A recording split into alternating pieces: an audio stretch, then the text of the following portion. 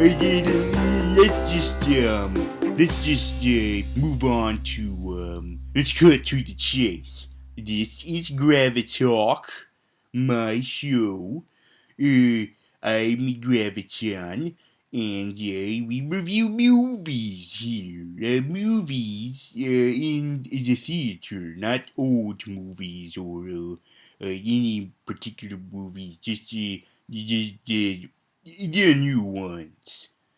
And for today's episode, uh, we are doing we are going to do a review for you, the audience, for the film Pompeii. The movie Pompeii uh, is based on historical events that happened a long time ago in Italy. And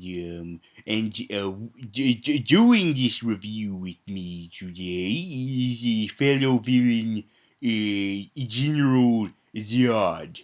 Hello, General Zod. Greetings. I am General Zod. Okay.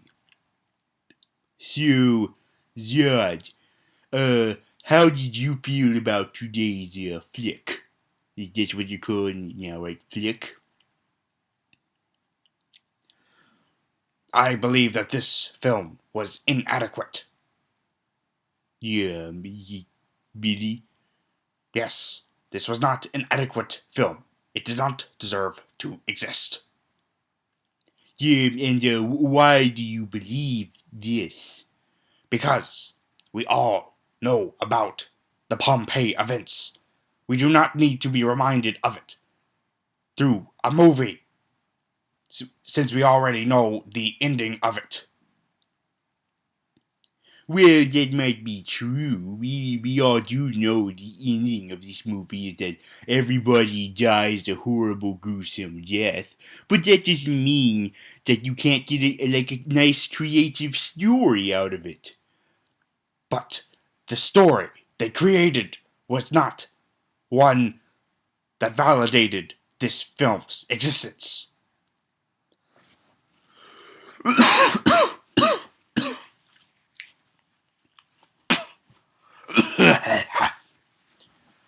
Are you dying?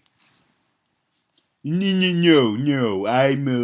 I'm suffering from a cold. It's still flu season. Sorry, folks. You're gonna have to endure my sickness again, at least until this flu season passes by.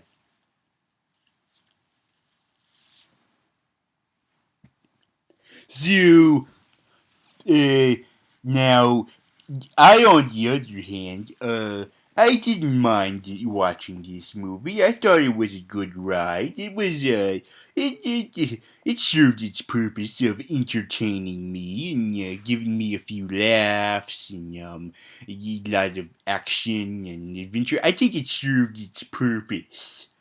If its purpose was to validate its existence, then it failed. Yeah, okay. Let's dive into what this movie is about then.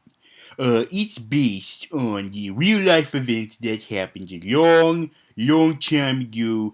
I'm not sure exactly when. In Italy, I think. How dare you? I know all of my history of Krypton, and yet you know nothing about your Earth's history. How can you call yourself a citizen of this planet if you know nothing about it? I knew everything about there is to know about Krypton, and yet it is no more. You don't know how lucky you have it that your Earth still exists, and yet you know nothing about what even happened on it. Yeah, I'm not a history buff. I'm more of a science guy. That's why I have the gravitational powers. Ooh, there's a ghost here. Nope, it's just me using my gravity. Uh, but anyway, I do know a little bit about Pompeii. And how much of that do you know?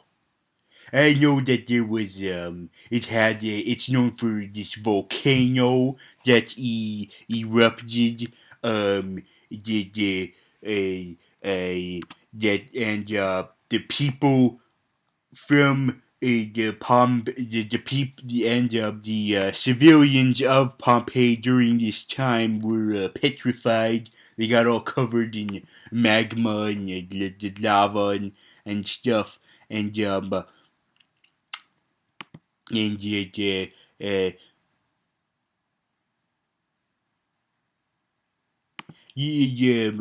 and and they turned into statues, and they took the form of the last position they were before the lava and ashes came. And it all happened on Italy, that big peninsula that looks like a boot. And that's basically everything I know. This is pathetic. You know nothing of your culture, of your history. It's just the stuff that I know. Like, I know what the capital of Ontario is and stuff like that. But it's just not Italy and other things like that. But I do know that it's like this well known for being with. I know that it's known as that place with the volcano, and that high school students use it for the basis of their science experiments to show volcanoes erupting. Ah, this is a horrible review. No, hold on, Mr. Zod. General Zod, you will address me as General Zod. Okay. Uh, Before you just this review, let's finish the review. Great. Okay, our overall thoughts. I thought. No. Before we do that, before we give our overall thoughts, we break down the movie. Ah, why must you make me relive this abomination of a film? Because that's my job. No one's paying you to do it. Oh yeah, you're right. We gotta fix that. We gotta fix that real soon. Oh well, I just keep doing it for free until this thing gets too popular to do it for free anymore. Yeah, I'm just kidding. I'm a slave to doing things I don't have to do. So anyway, let's start this recap of the film with the very beginning, where we see this Pegasus coming from the clouds, and then it turns out that that's a logo for a film company, and then we see this utopian, futuristic city that also turns out to be a title sequence for a company, and then we get to the actual film. The first sign that this did not validate its existence was that it was not made by a company that either of us recognized.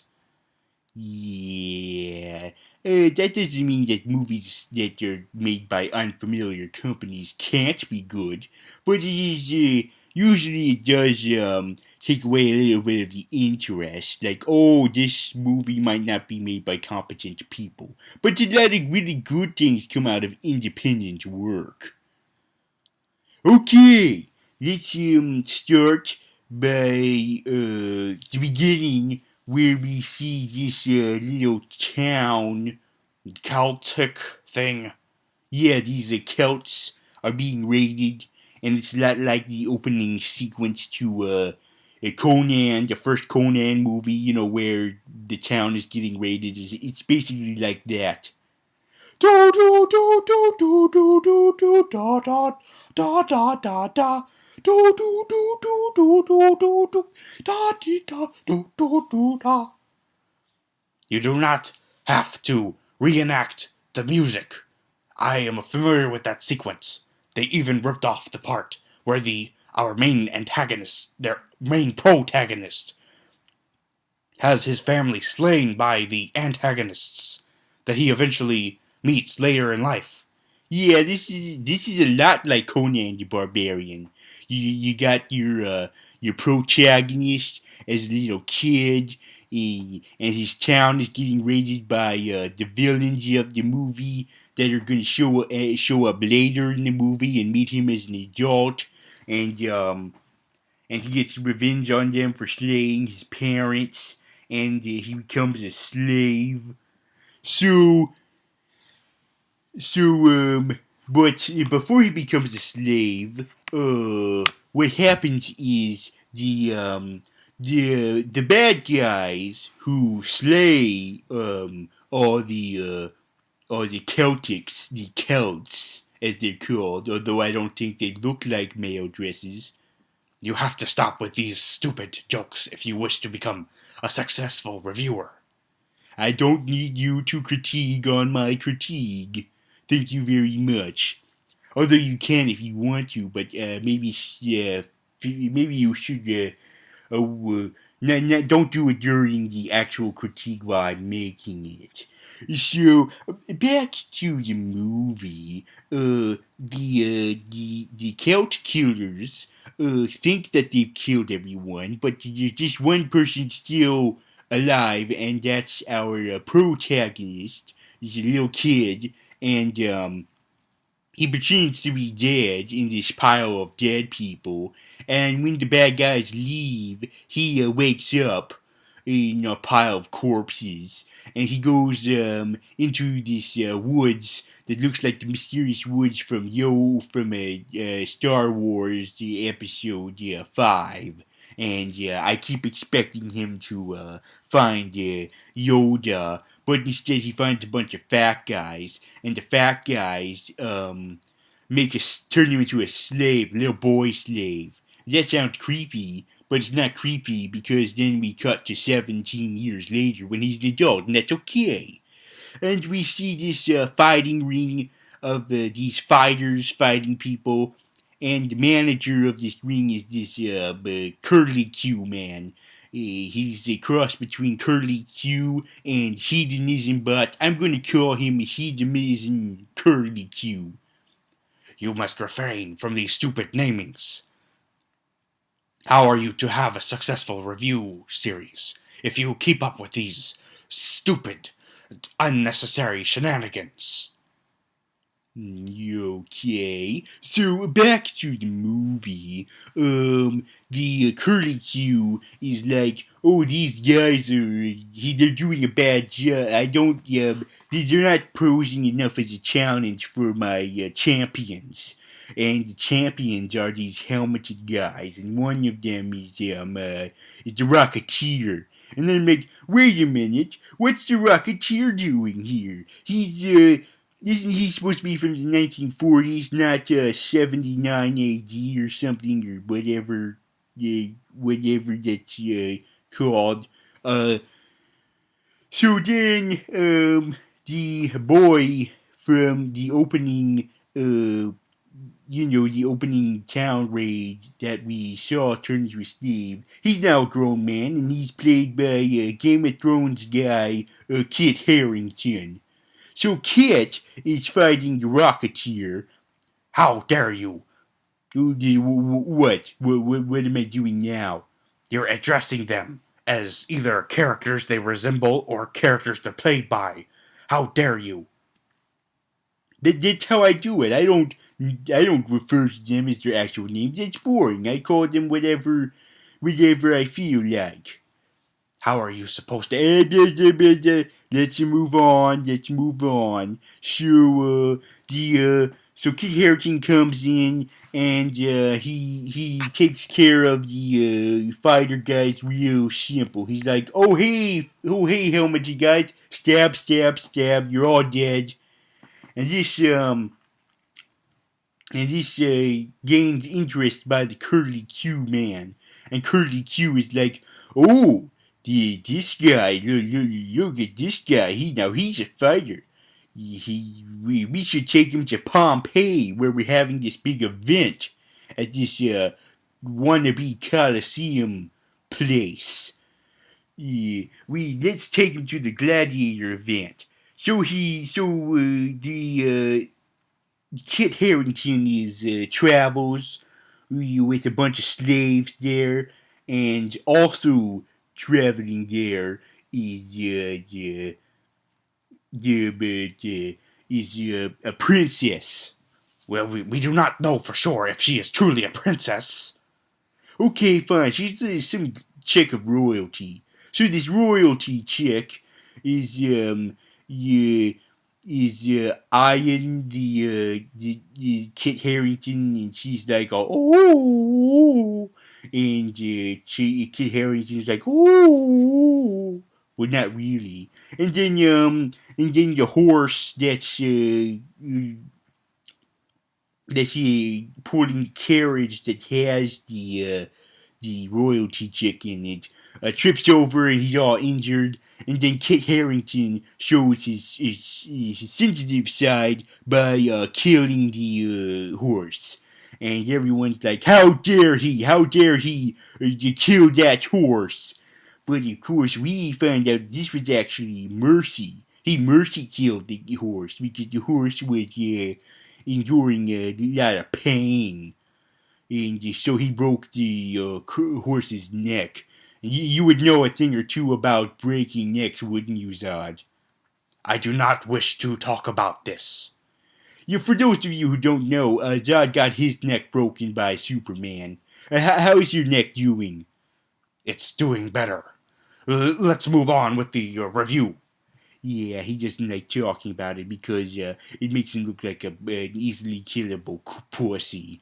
So, back to the movie. Uh,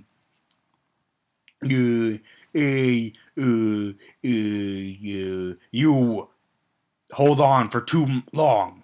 You try to get back to the topic, but you keep distracting yourself. This is not how a review should be done. oh, really? So if you think you can do any better, then go ahead. I will, gladly. The princess, Yeah, I thought you said she wasn't a princess. or whatever, the young woman of royalty arrives to Pompeii with her family, and her family is, or she arrives to see her family. See, you stutter too. You see, nobody's perfect. And you thought that I was being distracted by myself too much. When it's you. Oh, fine, you do it then. Thank you, my friend. Thank you.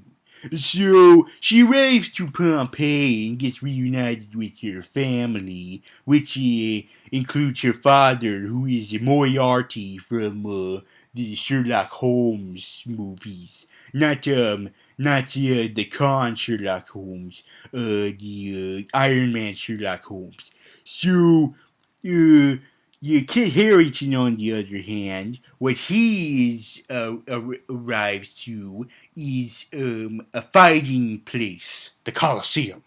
Yes, a coliseum-like place, and he's put in the dungeon underneath with a whole bunch of other gladiators. And one of the gladiators is Mr. Echo from Lost. And Mr. Echo is like, oh, looky over there. There's fresh meat, and you're given mush because that's what the prisoners are usually given in dungeons is mush, and then the Kid Harrington he gets into a scuffle with another gladiator, and so they fight, and then they're split up. You know, the officials are like, stop it! Stop doing that! Just stop!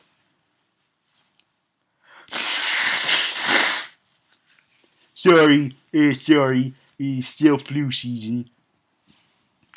So, during this time, we are introduced to Kiefer Sutherland from 24 fame. He's playing our villain, a senator. So Senator Sutherland is coming, and he's like, oh, I'm going to take over this place. I mean, I know I'm not. And he's at this fancy party with the princess and the king and the queen. They're not actually king and queen. They're royalty. Screw it. I'm just going to call them king and queen and stuff. Oh, and that Curly Q man is also there. So, back to the gladiators. They get practicing for this big event. And the way they practice is fighting each other. And so Mr. Echo and Kit Harington are paired, and they're supposed to fight each other now. And so they have to use wooden swords. Apparently, they got from their child's play set, and they fight each other, and there's like this ongoing competition by them. And Kid Harington is like, "I'm going to kill you," and Mr. Echo is like, "I'm going to kill you." And then all of a sudden, that bully that got into a fight with Kit earlier is about to stab Kit, and Mr. Echo is like, "No, don't do that. He's mine to kill." And then later we see them in the dungeon, and Kit Harington's like, "Why did you save me from him? I thought you wanted to kill me." And he's like, "You should kill." And Mr. Echo is like, "You should be killed the honorable way by me." And it's really touching to see these two talking to each other about killing each other. It's like they're forming a bond. They're forming a special friendship between each other, solely based on killing each other. I can sympathize. Yeah, like I really want to kill you right now for messing up my review. And I wish to do the same to you for making this really bad review. We're bonding, just like Kit Harington and Mr. Echo. So, back to the rich people's problems. The princess, I'm gonna call her princess. Fine. Okay, so we agreed on something. The princess, has this horse, and the horse is taken by this brown man to go exercise. And this brown man is exercising the horse, and then he notices something up, and we see the volcano right next to the town, next to the Pompeii town. And the volcano is it seems like it's already erupted before because the crater is open. You still know nothing of your history. Nothing of this history. And it looks like it's about to erupt again, like it gets all shaky, and then the ground opens underneath the brown man, and the horse escapes. The horse is like, Ain't nobody got time for that. but he leaves the brown man behind, and so the brown man falls into the crevices and dies because of the asshole horse. Flu season. So now this starts the main storyline of the movie finally, which is the volcano. And so the horse comes back, and rich people were like, "Oh no!" The royalty people were like, "Oh no! Where's the brown man? What's going on?" And then and so they forget about that quickly, and so we move on to the gladiator fight. You failed to mention that they too felt the miniature earthquake. Yeah, they too feel it too, and so do the gladiators. And Mr. Echo is like, "Oh, the gods have plans. The gods have plans." Oh, and by the way, the princess has this awesome bird that's a pigeon. It looks like a cross between a pigeon and a peacock. It's like they crossbreeded a pigeon with a peacock, because it's a pigeon with a tail that's shaped like a peacock's tail. Yeah, I wonder what they call it. A pidgecock? I want a pidgecock. You focus on the most useless of things in your movie reviews. I find this a travesty for all those who call themselves movie reviewers. Ugh, aren't you a sunny person to do reviews with? So, moving on. Finally, Did you watch that? The attitude, mister. Moving on. Um, during the during so we finally get to the epic event, the gladiator event among the gladiators, and we find out that this was being orchestrated by the senator you keep stuttering. You mean Senator Sutherland? Yes. See, you're getting a hang of it. You're getting a hang of it. We find out that this is Mr. Sutherland's doing, and that these gladiators aren't just gonna fight. They're gonna be eradicated, basically, because they're chained to this stone tower in the middle of the Colosseum. This is not the actual Colosseum. No, I was about to get to that. This is not the actual Coliseum. This is just like a Coliseum-like place. I forget what it's called. You call yourself a competent reviewer.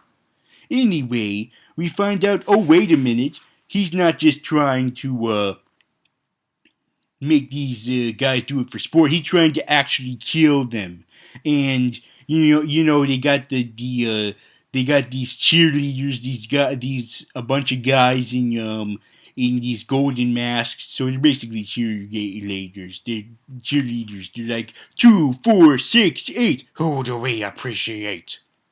Up, you're coming around. You're coming around. You're getting a hang of this. No, I am not. Don't be in denial. I wouldn't be surprised if by the time this review ends, you'll be reviewing just like me. How dare you? So, moving on. The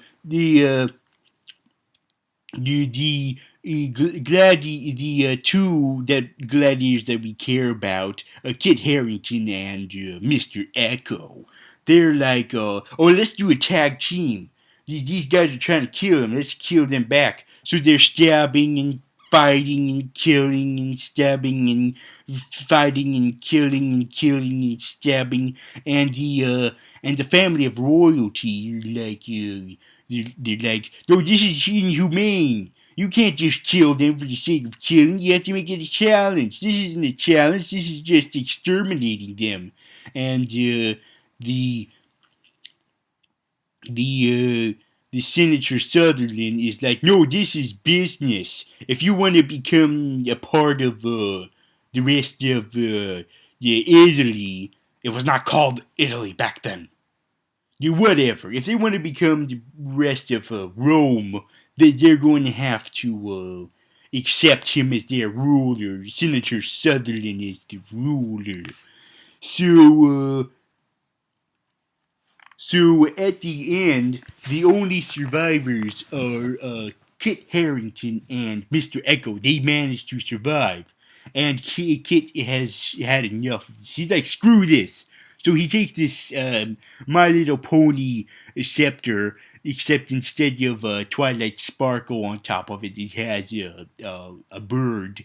He breaks off the bird and he throws it directly towards Senator Sutherland, like as if it's a spear. And Senator Sutherland's bodyguard deflects the spear, and Senator Sutherland doesn't have it, so he gets his guards to come over and kill Mr. Echo and Kit Harington. But first, he must give the thumbs up to do it. he must give the thumbs up if he wants to execute them. Just like Cecil and Ebert. God rest their souls. If they knew about what you were doing to, to their, if they knew anything about what you were doing right now with their artwork, they would roll over in their graves. You're being a little bit melodramatic, aren't you?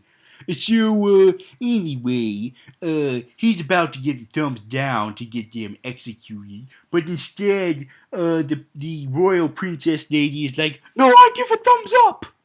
and the thumbs up, grants Kid Harrington and the Mr. Echo their lives back, and they don't have to die now.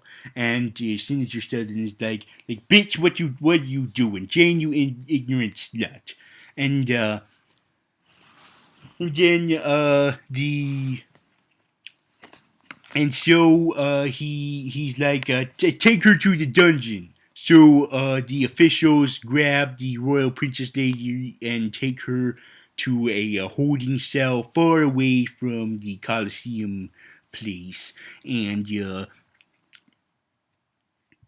arena. I figured it out. It was arena. It took you long enough. Hey, you couldn't have figured it out either. Sorry. So, after she's taken away from the arena to this holding cell, her parents are like, we would have none of this. We hate you. And Senator Sutherland is like, you can't do anything about it. I'm on top of the world, baby. I'm on top of the world. Hey, I'm on top of the world. Hey, you're bringing me down. Na na na na na na. That is horrible singing. Yeah, so anyway, right as soon as he reaches all power, all of a sudden the earthquake comes. And it's booming and it's coming and he's like, oh, this is because the gods are mad at you that you didn't accept me. And I'm like, well, maybe they're mad at you because you just took all power and you're a douchebag. So the earthquake causes the arena to implode. It goes down, and everyone's like, "Oh no!" And they're running around in mass hysteria, and dogs and cats living together, having intercourse. You made this joke previously. Well, I'm not done making my jokes. So, everyone's like, "Oh no, we get to evacuate, evacuate, evacuate," and and Kit Harington is taken to the dungeon to stay. Kit Harington falls into the dungeon because the dungeon's right under this arena where he fights the officials, and he pulls this lever which conveniently frees all of the other inmates, and they're causing mass hysteria. You're doing it again! Yeah, okay, I admit that. Don't do the sock barrel joke where you do two jokes that are the same thing in the same review or anything. So they manage to open the gates and they escape the gladiators, and we see Curly Q. Remember old Curly Q? Well, right before the big event happened, he left because he was one of the only ones who knew that this volcano was happening. And usually, when there's someone who's the only one who's aware of a big disaster about to happen, they're the good guy. But this guy's a douchebag. Do you have any other descriptions besides douchebag? Nope, no, I don't. So he left. So since he's the first to know about this, he's like, screw this, I'm going home. So he's about to get onto his ship, and he pays to get on, and he wants to get out of there before the volcano hits. And in the volcano is But at this point, the volcano has already erupted. It's shooting fire out of it. It's smoking real bad. There's asteroids coming out of it. Those are not asteroids. Well, what do you call them? Smoldering rocks. Oh, whatever. So the rocks come down on the village, and it crashes, and it goes down into the harbor, the seashore that's next to the town, and it's going down, and the ships get crashed. The rocks crashed the ships, and one of the ships has the Curly Q man. And as the Curly Q man is about to get killed, we find out that his curlies are just a toupee. What a betrayal. Oh, did you say a betrayal? Yes? You're getting into it. Ah, move on. Okay then. Anyway, I said move on. That's what I'm doing. I take a long time to do things, unfortunately. As Kit Harington and Mr. Echo get out of the crumbling arena, the Kit Harington is like, I got to free that sexy queen because because the because your parents told me to. By the way, there was this scene where the parents were about to kill the Senator Sutherland because Senator Sutherland was unconscious when the earthquake hit, and so was the Moriarty. But when Moriarty woke up, his wife was dying, and she was like, "Kill him, please. Will you please kill him?" And right as he's about to kill Senator Sutherland, Sutherland is like, "Nope, screw that, you're getting killed."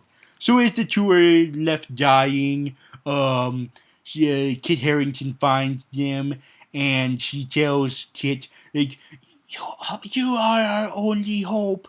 You must save our daughter. She's a damsel in distress. Unfortunately, yeah, it's really cliche for that to be the female's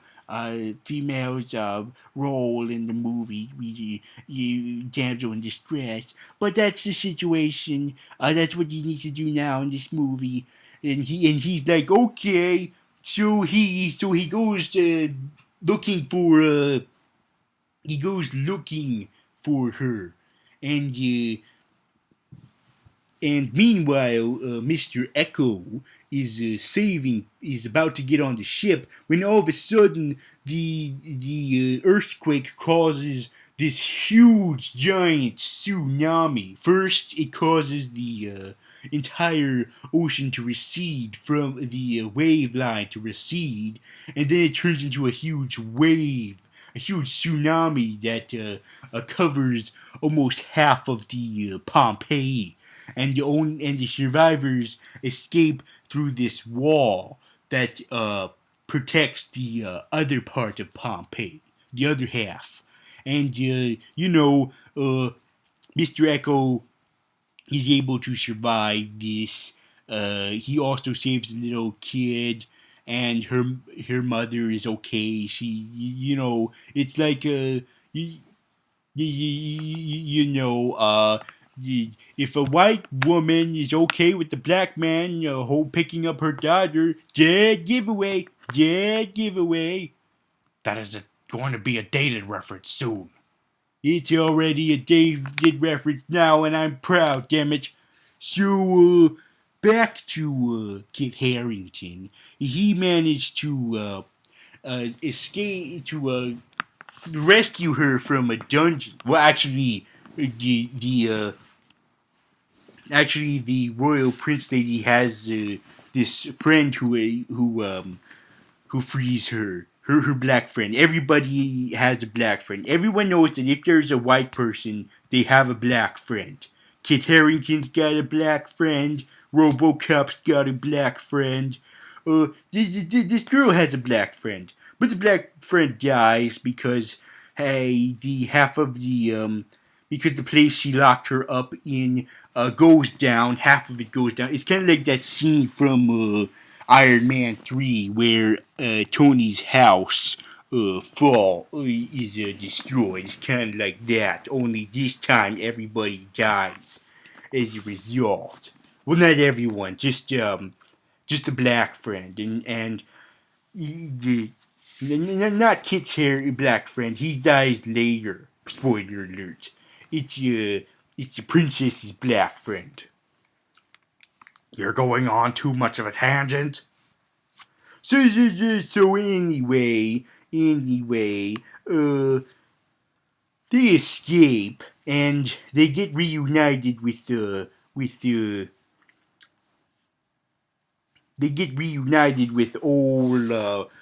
Mr. Echo.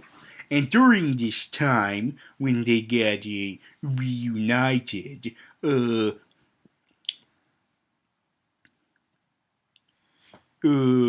go back to the arena because they think they're going to be safe. But Keith Sutherland, he goes back too because during this time, he was trying to get through, but everybody was pushing and shoving like Black Friday, and he's like, "Oh, screw it, let's just kill everybody." So he and his bodyguard and his men are just killing everybody. Like, screw you, screw you, screw you, stab, stab, stab. The more people we kill, the less we have to worry about. And then somehow they find these guys, and and Senator Sutherland is like, oh, hey, Kit Harington, screw you, I'm taking your girl. This place that I was going to rule is destroyed, but at least I can still be the villain by stealing your love interest and make her my queen. And even though I'm a whole lot older than her, and this is creepy and whatever, so he kidnaps her. You know,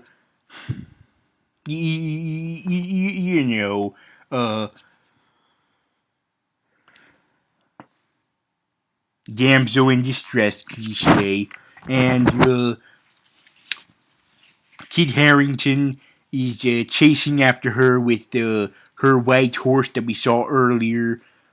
The stupid white horse. Ignorant. Now hold on. That white horse is not ignorant. That white horse is actually Kit Harrington actually trained it. Remember?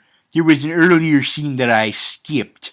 See how bad you are at this. You skip scenes, even though you're trying to break it down.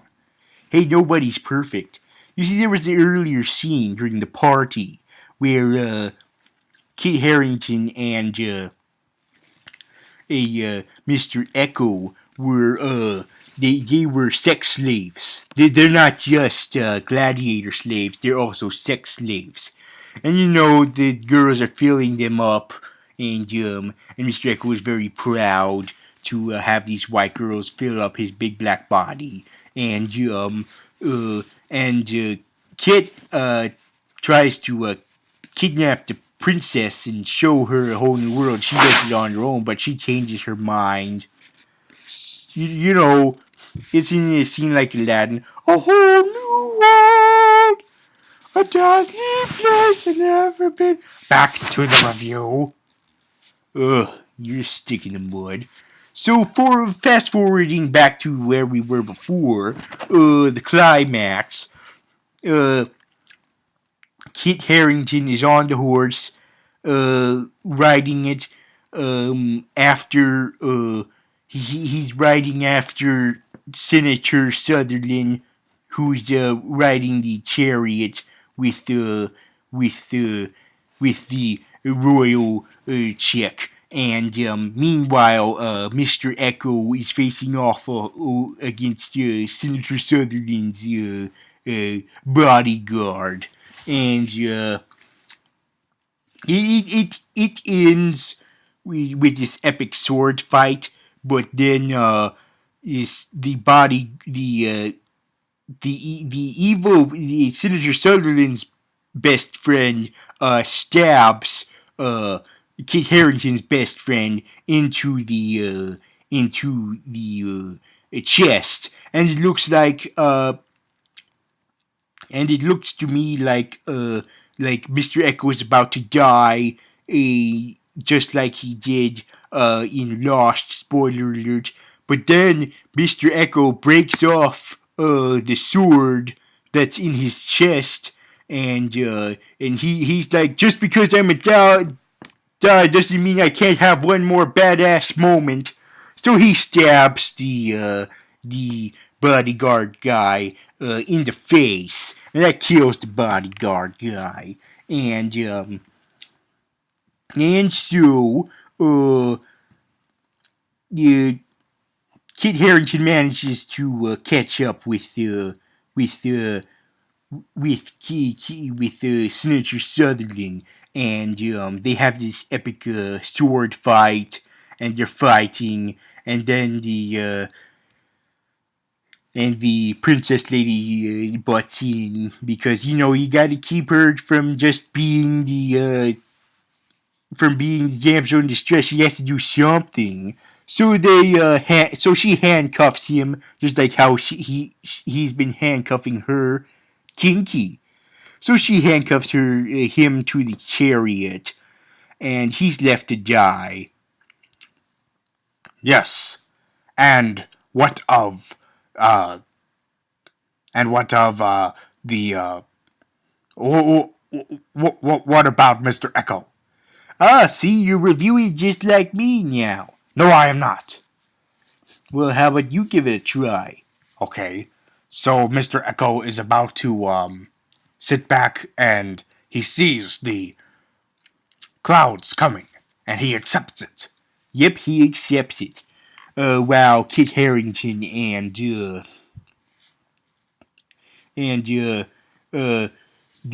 royal lady are escaping. You know she should be called something else, not royal lady. Kit Harington and The sucker punch chick.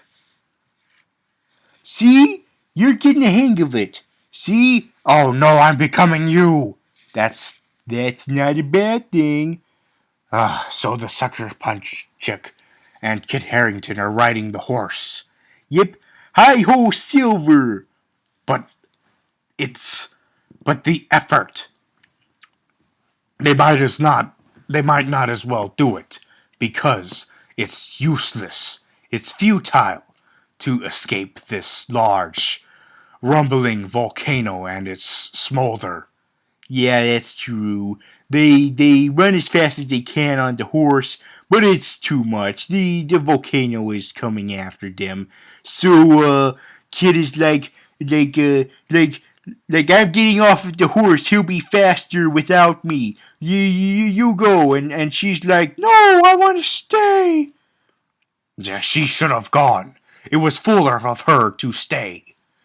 But I actually like this. You see, a lot of people thought that this is like Titanic and Pearl Harbor, where they take this big disaster movie and they turn it into a romance between two fictional characters that weren't there in real life. And I'm like, a big real event, and then they put a little fictional romance story inside of that big event. And then, well, at least this doesn't end the same way as those do, where one of them survives and the other dies. Like, with Leonardo DiCaprio and Kate Winslet. In this, the sucker punch girl slaps the horse's ass, and so the horse goes away. And I'm like, oh, okay, so the horse is going to survive it and live to tell the tale as an old horse to the modern horses. That is a stupid idea. Hey, you're becoming me, remember? Don't remind me. So anyway, I found this I actually like this because it doesn't end the same way Titanic does. You think it's about to because Kid Harington's like, save yourself, go on the horse and escape. And she's like, nope, screw that. Slaps the horse goes away because she wants to stay with Kid Harington and die with him. And I thought, oh, that's nice. That's what Kate Winslet should have done. She should have just died with Leonardo DiCaprio in the ice and not let him die for her. If she wants to die with you, then let her die with you. Don't force her to live on, depressed and sad the rest of her life. That sounded kind of bad, didn't it? Yes, it did. Well, story-wise, not in real life. If someone offers you to live, you take that, okay? So, but I mean, in story-wise, in this story, it doesn't make her look like a bitch like Kate Winslet was. So they die together and they decide to die making out. And I can understand. And Kid Harington is like, don't look at the volcano and all the disaster and destruction. Look at me. And I can understand that. Like I would also prefer to look at Kit Harington's handsome face instead of looking at all this depressing destruction. So they make out, they're kissing, and then the smoke and soot comes, engulfing them in it, and it also engulfs uh, Mr. Echo. But not before he strikes this epic pose. Yes, he strikes an epic pose, like Black Power pose. He puts his fist up and he's like, Black Power! And it engulfs him. And the movie ends with showing them in ash and covered, and they've been turned into statues because that's what happened in real life. Like the Pompeii people were covered in magma, which froze into, dried into rock, and turned them into statues as a result. And so now we see their statues, the making out statues. And we saw these statues at the beginning of the movie, which basically gave away this ending. It foreshadowed it. Oh, see? You're just correcting me nicely instead of being like, oh, you're an asshole, oh, fuck you, oh. Yeah, I'm being softened. I should be ashamed. No, you should be proud. You're becoming huggable and happy. So, you might think that this ending was depressing because everybody dies. But, that's how the real life was. There's no survivors. It's not like Titanic where, we got some people still alive talking about it. Or are they? I don't know. Like I said, I'm not a history buff. Understandable. See, you're changing. Earlier you were like, oh, fuck you for not knowing your history, and now you're like, oh, it's okay, Mr. Hall. I'm losing my touch. That you are, and gaining a new touch. Ew. So, anyway, if you think it's too depressing because everyone dies, just remember at least they died in badass poses. Like Kid Harington and the Sucker Punch girl died making out, and so they now continue existence as a statue making out, and Mr. Echo, he got froze, with his fist up. So he's continuing existence as a badass statue also. So even though they died, at least they get to continue existence as good-looking statues. But I bet not Senator Sutherland. He didn't deserve to die in a badass pose. He probably died in a pussy pose. He was like, oh no, ah! And with his hands up all pussy-like.